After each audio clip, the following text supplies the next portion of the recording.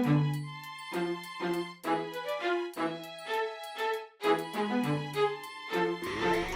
right, thanks everybody for coming out tonight. Usually in this class, I like to do lots of puzzles. So if that's what you're coming here for, you'll be slightly disappointed. I do intend to keep doing the puzzles, but I thought, maybe I'll just take a little time out to talk about a tournament that's going on in Azerbaijan right now. So in Shamkir, we got the Gashimov Memorial tournament that's being played. At the time of this recording, we're 5 rounds in, and we're going to be going over some of the games of Fabiano Caruana, who has 4.5 out of 5 points and a performance rating of close to 3,100. So, even less suspicious than some performances in recent tournaments in the crowd. But yeah, so he's playing a fantastic tournament. Giri also is really crushing it. He's got 4 out of 5. And we got 2 games that I just kind of wanted to show you of his. And I've met Fabiano. What's cool about my job is I get to actually meet all these players that come to the club. Super cool guy. He's very friendly. He'll just play anybody too. I mean, he might come before the Sinkfield Cup and he might play some games with just random people. So very nice guy. He was playing somebody else that I've also met. This was the round 3 game. He was playing Hou Yifan. And Yifan also super friendly person. So these are 2 of the top friendliest people in the world playing this game. And Fabiano has the white pieces. And it was kind of interesting, the opening that we got, because Yifan hasn't been playing the Ruy Lopez as either side, but against her most recent Women's World Championship, she's been started to play it to beat Maria Muzichuk. So in that tournament that helped Yifan become the Women's World Champion, she started playing the Ruy Lopez. So perhaps Fabiano was ready for this sort of thing. Might have been part of his prep. And we got an open Ruy Lopez, so all of this is very typical. And in this position, which has been seen thousands of times, a slightly less common move here was played, knight b to d2. A little more popular is c3, but this also is a very interesting line that, you must know if you're playing this, especially at this level. So I'm sure this is part of both of their preparation. And it looks interesting, and now you play c3. And so the first question, she played bishop to e7, but a question that I think maybe a lot of people have is, can I just take this bishop? Is this a bit strange the way White's played this? Has he just given up the bishops? Well, this is actually known to be pretty good for White, this variation. The problem is we have a knight going to d4 in these lines. So even after a move like bishop e7, you can even play the knight from f to d4. Would anybody like to take this pawn? Somebody would? Yeah, somebody wants the pawn. In this variation, after rook e1, black can get into a little bit of trouble. No? Something like this. And now even stronger than taking on e6 is knight to d4. And the knight goes to e6. Even if you play e5, the knight still goes to e6. And this is just good news for White. So what they really end up playing is they take here. And just to give you an idea, so this wasn't played in the game, but if you just castle, for example, we get our bishop here, and we're gonna get a lot of active pieces on the queen side. So this should be quite good for White. You can conversely also try to play a5, which prevents some of those ideas. Because, if you just play bishop d2 now, I'm playing a4. So you can play here. You're going to put the knight on c5, and you want to take back with a piece, not a pawn. And black can prepare bishop to f5. So you get some position like this, where again, the knight jumps in, and White just has good control over the queen side. And should have some good play over on the king side whenever he's ready. So something like this is not in black's best interest. Which is why in this position, she left the bishop alone. She's got on with developing, and bishop to c2. So again, this has just been played so many times. d4, bishop g4 also is a very popular move. But we'll focus here on the main line, the game line at least. So Knight to b3. I would like to take on d4. So black takes, after d3, white, you can play this line, but a lot of stuff gets traded, so it's not the best way for white to try for an advantage. So Fabiano keeps the piece on the board, and now we get this trade. And this is, okay, well, we're going to go a little bit faster this opening. Here he played rook e1. More popular is bishop to e3. This is the maneuver white is going to do in this game so that he can isolate the d pawn. And he's going to try to get the pawn back. But okay, he started with rook e1, not bad. And we get this position. And this has been reached quite a few times. And here he had a novelty prepared. So this is still all his prep. And the most impressive thing, at least to me, about Fabiano is just how well prepared he is. The Sinkfield Cup when he was here, and he went 7-0. It seemed like every game he had some novelty with some really powerful idea behind it. And it was never really obvious, but then, okay, after you see the game, you're like, wow, that was really a fantastic move, great idea. And he just continues to do that like every game. US Championship was the same way. He out-prepped so many opponents. He just knows so many lines and so many openings. Really, really hard to out-prepare this guy. I mean, he's the most prepared man in the world in chess. So, and here he had something in mind. So white played a novelty. Normally rook e3 is played, and you go get the pawn. And that's fine. I mean, white should get a slight advantage in those lines, but he played this very, very interesting move. h4. What's that all about? Well, it seems like nowadays everybody in every opening, they play h4, h5, h6. But there is a little point, and it actually took me a while. I was trying to think about what could the point possibly be here of this move.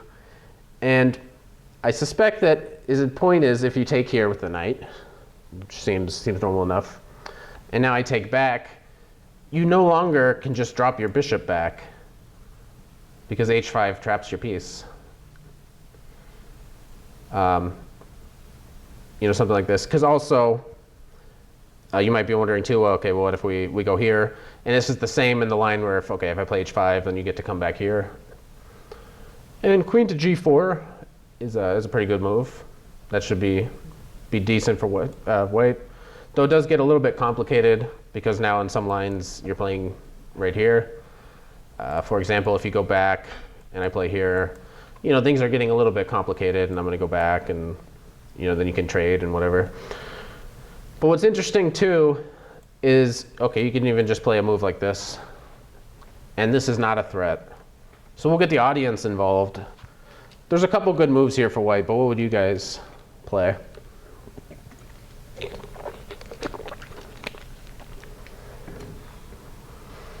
And obviously, if your opponent lets you just take on g2, you should be a little suspicious. There might be a trick here. And so here queen takes d3 is the simplest.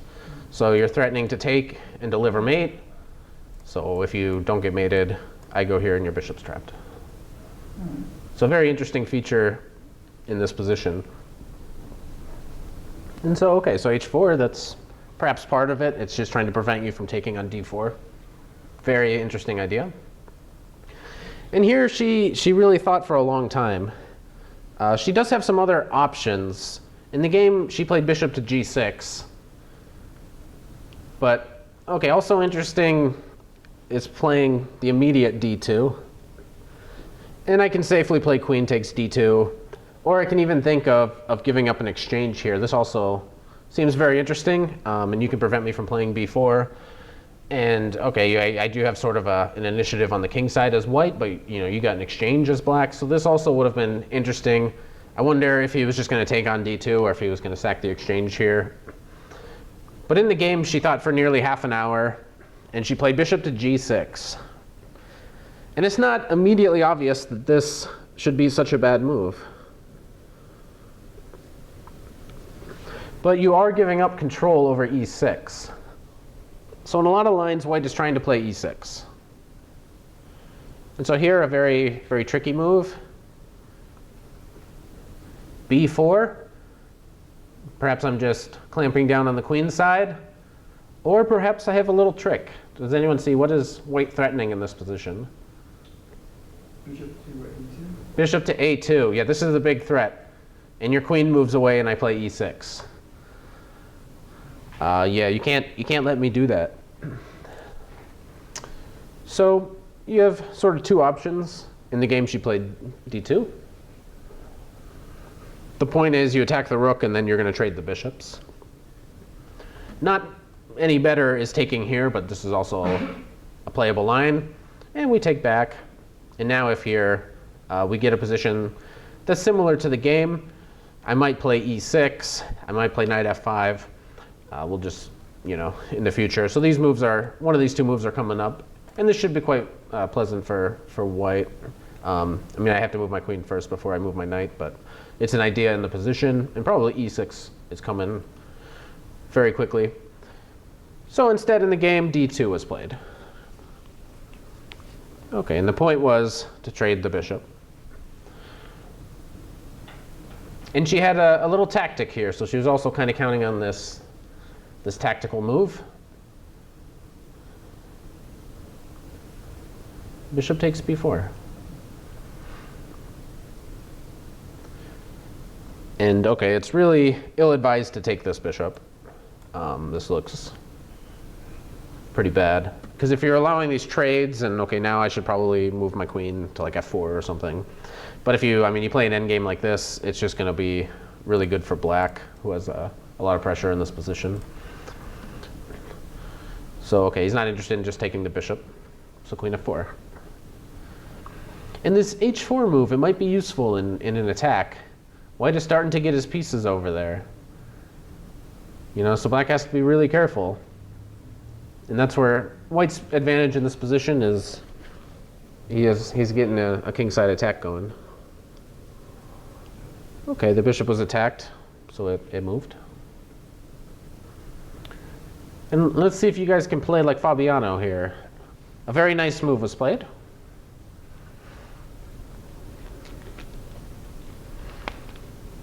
So this is a good puzzle. You may want to pause your video, see if you guys can figure it out at home.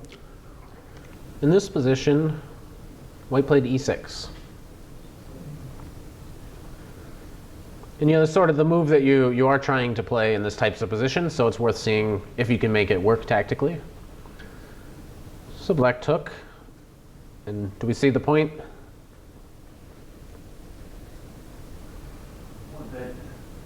I want to get a knight on either e5 or g5 to, create red on f7, but it looks like both of them are dependent on that. So Yeah, knight e5. I assume just the knight will take, and also I can always play like rook f8 if I really need to defend. Yeah, and then you got this constant tension on b4. I looked at e6, but I couldn't figure out. All right, so here queen g4. This was the idea. All right, threatening mate is pretty good. And yeah, so g6 is actually it's the computer kind of wants to play g6, but it looks a little scary. This looks, because at some point I'm playing h5. I don't know. It looks kind of scary, but perhaps you can get away with it. It's not the human reaction, I don't think, to the problems here. In the game,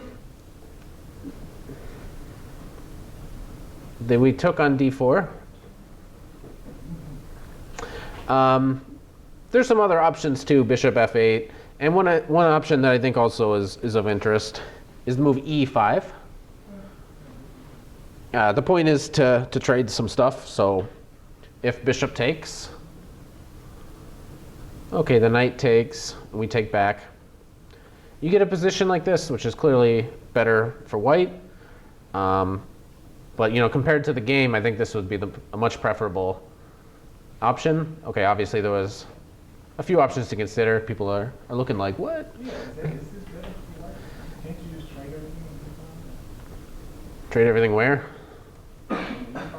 On the E file? So you just want to play here immediately? Yeah. Okay. Yeah, so maybe queen e4. Okay, yeah, so I'm here, and yeah, if you trade, we'll... Okay. Yeah, so I mean, I don't have to trade. The computer, if I remember right, wanted to go here. Just get some counter threats on f2. But after, you know, one of the rooks to e2, it should be better for white. You know, something like something like this. Should be slightly better for white with this coming pretty soon. In the game, the knight attack is on d4. Yeah, right? in the game, yeah, the knight took on d4. But this has its own problems, because now I take on d4, and the knight's going to e6. This is impossible, because we go here, and we're attacking everything. So if here, okay, I mean, at minimum we can take on c7, or take the rook. Yeah, either way. Okay, so bishop f6, and okay, black will happily take the knight, because now the knight is jumping into e6, and there's lots of threats. We're attacking all sorts of stuff here. And you have to play the right move here as black. But we can blunder for a second, because that's kind of fun. We'll just move the rook. We'll protect the pawn. Does anyone see what white's threat is in this position? Hold on. My engine says knight takes g7. Yeah, knight takes g7. All right, good engine analysis. And okay, if you take back, do we see the follow-up here? Hold on. Yeah, take. Yeah, what's Komodo say? Yeah, I'm not teasing. Yeah, rook e7. If I had an engine on my phone, my rating would be a lot higher. Yeah, and good luck stopping my threat. You're gonna have to play like queen f7 or something. Okay, so rook d7. You know, so we're protecting all of the stuff here, and he just improves his pieces. He can double on the e file. At some point, the rook can swing over to g3. It's not very easy to play black. So she tried h5. She was trying to prevent white from playing h5, h6. But this does weaken the king side. So, okay, the queen got a little bit closer. And here, there's nothing for her to really do. And so white gets the pieces in, and black is sort of out of options. So here already, the position is winning for white. Okay, there's many ways to win. He chose knight f4. It is interesting, though, to point out this move that is a little bit stronger. Rook d3 with the point of kicking the queen off of the d file, and only then playing rook f3, threatening to take the bishop. And yeah, if the queen were still on the d file, she could go to like d2 and cause a few disturbances, but okay. He can win however he wants. This also is very good. He took with the queen, now knight to g6 is coming. Yeah, this is really bad. Rook f7. I mean, no better is the trade here. We take on f6, and then we take, and the rook goes to g3. So she kept the rook on the board. And here again, knight takes f6. Would have been a really strong move, because there's not a good way to take back. But rook d1, still winning. And then, yeah, this just ended the game. So she resigned right here. Yeah, the point is, yeah, and we take this thing. So again, it was just an example of Caruana with fantastic preparation. You know, he had that h4 move in mind. And, you know, just straight away, straight when she had to start thinking for the first time, she made a mistake. And it wasn't, you know, so easy to sort out the complications, and he was able to get a good position out of the opening. And then he just went on to win a very nice attacking game.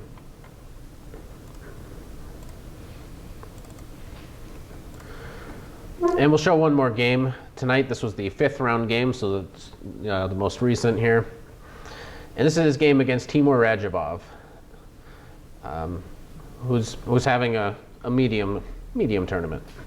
Hou Yifan and Radjabov just haven't really got started yet, but both of their schedules are a little bit easier in the second half of the tournament. Why do they play each other? Well, they don't have to play Fabiano anymore, so that. Time out, please. Okay, so he's playing Radjabov here, and he doesn't usually go in for the open Sicilian.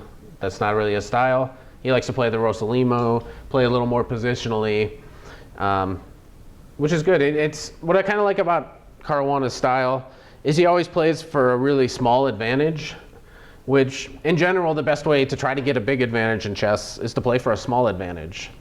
It seems like he always gets some very slight advantage. He's in the US Championship. It's like, okay, you're playing some 2600, you're only a little bit better, but then, then he wins like every game. So sometimes it's, okay, some end game, it's very close to equal, you just got a little something, and then he makes something out of it. He's very good at that, as super grandmasters tend to do. All right, there's many move orders here, but okay, G6 was played. Castles is a move, but okay, he took the knight. He plays this variation. And we get a typical enough line.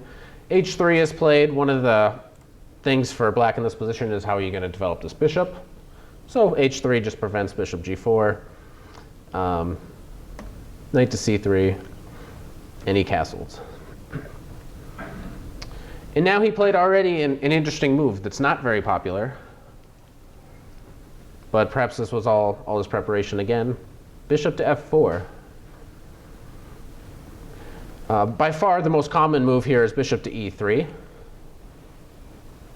And when you protect here, if you play queen D2, the main move here for black is to play the move E5.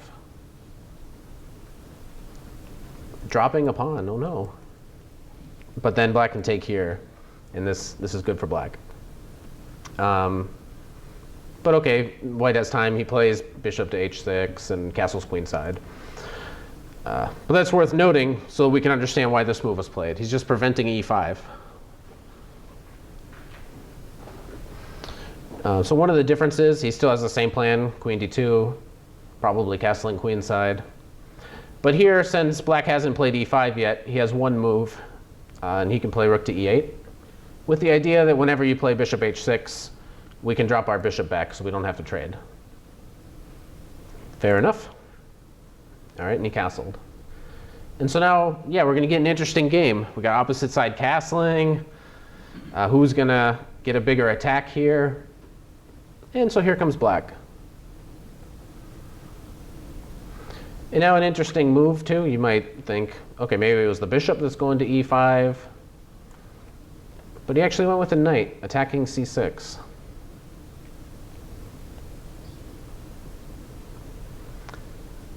And black said, you can have it if you want it.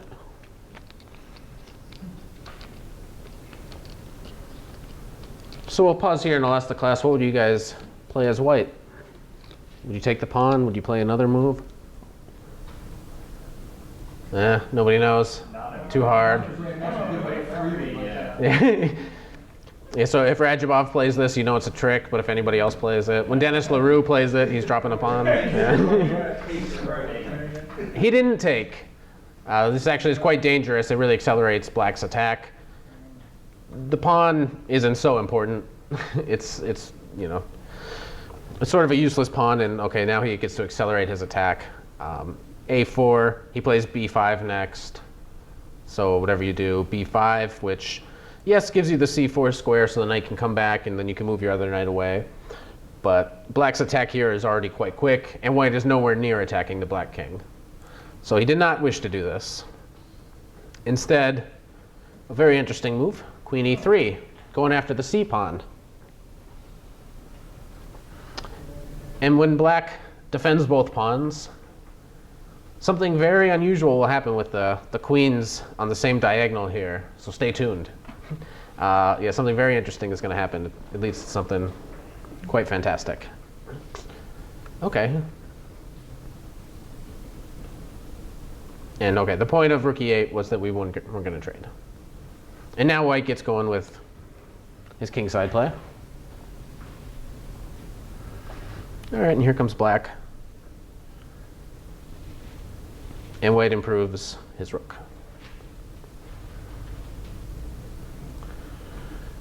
And now here, perhaps the best move would be just to try to get rid of the annoying knight on e5. Something like this.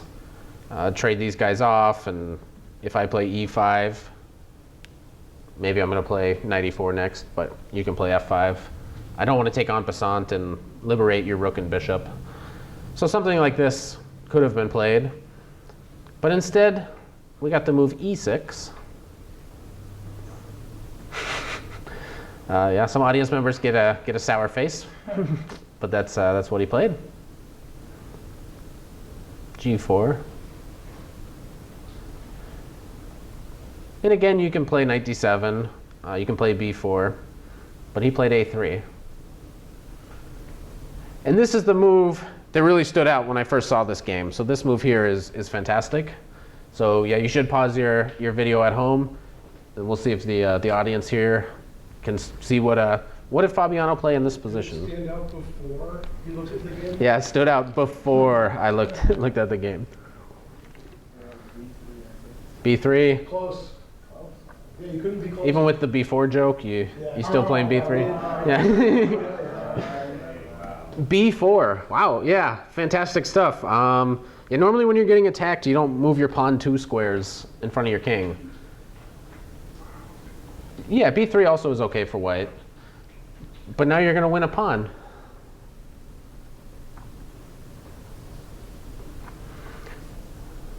Okay. So he does get rid of this knight here. Be careful because your knight on c3 is hanging.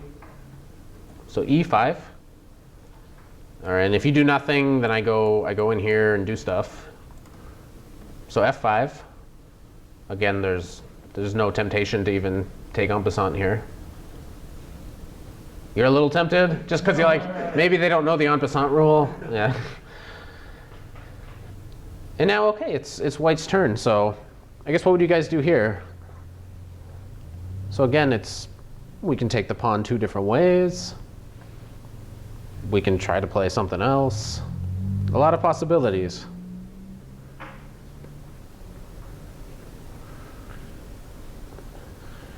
And the good news for you guys is basically every move is fine for white in this position. So you can take either way or do something else. In the game, he decided to play knight e2, a very safe decision. We can have a quick look at what happens if you take, which should work out in white's favor, but it does allow black counterplay. Let's take with the queen first. And in a position like this, you might notice he's getting a little active here, and you can imagine this bishop rerouting, getting some activity. Okay, maybe not what you want, but you are up a pawn, so the computer's happy. +1, you're up a pawn. So it is possible, so it's not a huge mistake, at least objectively. But okay, and something like this too, he might get some counterplay. You always have to be worried about this now. And so all sorts of stuff like this, he didn't see any reason, and okay, maybe I'll take it later. So knight e2. And so here I think black was sensing that he could be in a little bit of trouble, so he tries to trade some pieces. Yeah, obviously that will weaken the dark squares, so he happily took. And it's kind of funny because it's the attack that black had is just sort of completely stalled. The move b4 has sort of stopped all of his play. And now it's white's turn. h4. Yeah, I'm playing h5. Yeah, this is not the best piece. And okay, I mean, it's at the moment, maybe you're thinking, okay, you're not so great, but wait about 2 moves. Yeah. All right, black took. Sure. And now h5. So if you don't do something about it, I'm going to open the h file. and I'm going to get my rook here, and this is going to go here, and my queen's going to go somewhere in here, and my knight's going to go do stuff. So he took mostly to keep the H file closed, at least for the moment. And now, okay, there's a lot of good moves here. Knight to G3 is one of them. I'm just going to go take the pawn. And there's nothing you can really do about it. If you play a move like H4, which seems tempting, right? Keep the pawn. Yeah, knight H5 check. And when the knight comes into F6, you're in a little bit of trouble. Among other moves that white can play, he's totally crushing now. Okay, you can start attacking stuff, and this is happening, and the queen's coming in, and I'm taking all your pawns, and so this is bad news, but it is kind of similar to the game. In the game, he just decided to get the king out of the way immediately. Sensible enough, but the knight still comes to F6, and so I mean, white is just completely winning in this position. All right, and the knight goes to F6. And there's a lot of good moves here. Rook to H1 wins very convincingly. Okay, but he tried F5, also very good. And so now, yeah, the queen's coming over to the H file, the rook's coming over. He took. And again, you know, rook H1 is great, but he takes with this rook so that he can get his other rook over to the H file. That's a fast way to double. I'll either go here or I'll go here. Okay. All right, you threatened a pawn. And white also makes a threat. Let's see if the audience is still awake. Yeah, it's a small threat. Okay, so he moved his bishop, moved his rook. Also interesting is this move. And the only reason to show it is because the computer line is great. So when you're analyzing a game like this and you see the line that's so fantastic as this, it must be shown. In this position, everything wins. You take on H7, you win. Either way, doesn't matter. But Queen H6. Yeah, I mean, yeah, when you take, and you pick up this queen. Okay, so there's a lot of fantastic ways for black to go wrong. He chose not to go wrong, darn, because that would have been, Queen H6 would have been a really nice way to play in the game. Okay. Bad stuff's happening. And now he plays here.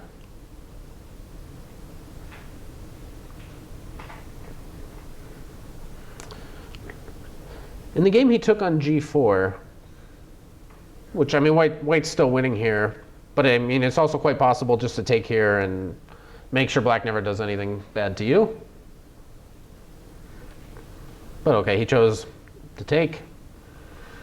And black should probably take the opportunity to take on B4, but okay, a little bit worried about his king, he plays Queen F7.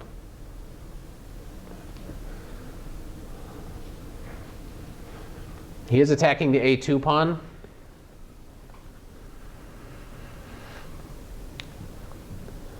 So he played the circumspect move, King B1, just protecting the pawn, very safe.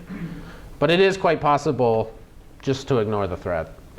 Black really isn't threatening that much. If the queen goes too far away from the king, white is going to have some stuff. The check means nothing. And white has a lot of threats here, like rook takes bishop. Okay, but he played the safe way, makes sense. And now that pawn's gone, Queen D4, which is going to set up for this next move here. Okay, so black wants to trade pieces. This much is obvious.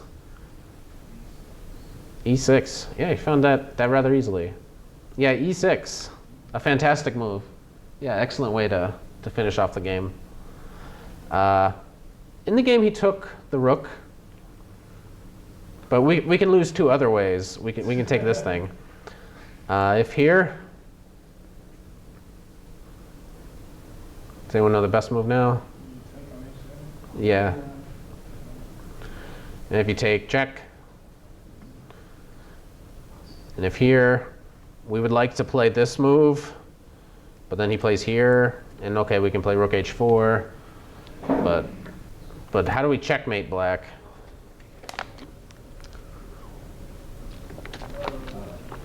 Queen h1. Queen h1? Yeah, so as I was saying, queen h1 allows you to play here. And yeah, you can play here, and this wins for white, but we can checkmate. Yeah. Yeah, queen e3. All right, so if you go to h5, then queen g5. And if here, all right, and you can do that. Okay. So, all right, that move is out. This move also is not very good. Here we can even take with our knight. And so the rook is pinned, so if we just play a bad move. Okay, we can move away and it's check. And okay, bad stuff's happening. You're just about to get mated here. So, okay. For those reasons, after the move e6, very nice move. Rook takes g4. I mean, you always. Yeah, everything's winning for white. But it's a very nice finish to a very nice game.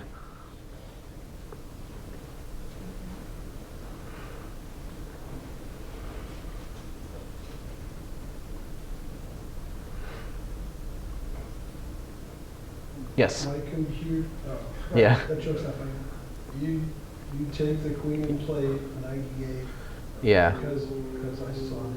Because you saw the game? Yeah, that's a good reason to play that move. You guys know that I think you've ever played. Right, exactly. I'm in the class not prepared. All right, ridiculous. And you'll have phones, you're not even looking it up as we're going along and then being brilliant. Yeah, you can just look at the game. Yeah. Yeah, you know it. Yeah, that game was cool out there. Yeah, this was it's an excellent idea. So I'm promoting with checkmate and Yeah, and you can't yeah. play G7. It's funny. Yeah, I can't play here. Let's. You can try. All right, is that loud enough for Ben Simon though? I don't know where he went, but he really likes to hear it. Simon says. Okay, so wow, yeah, just some truly fantastic games here by Caruana.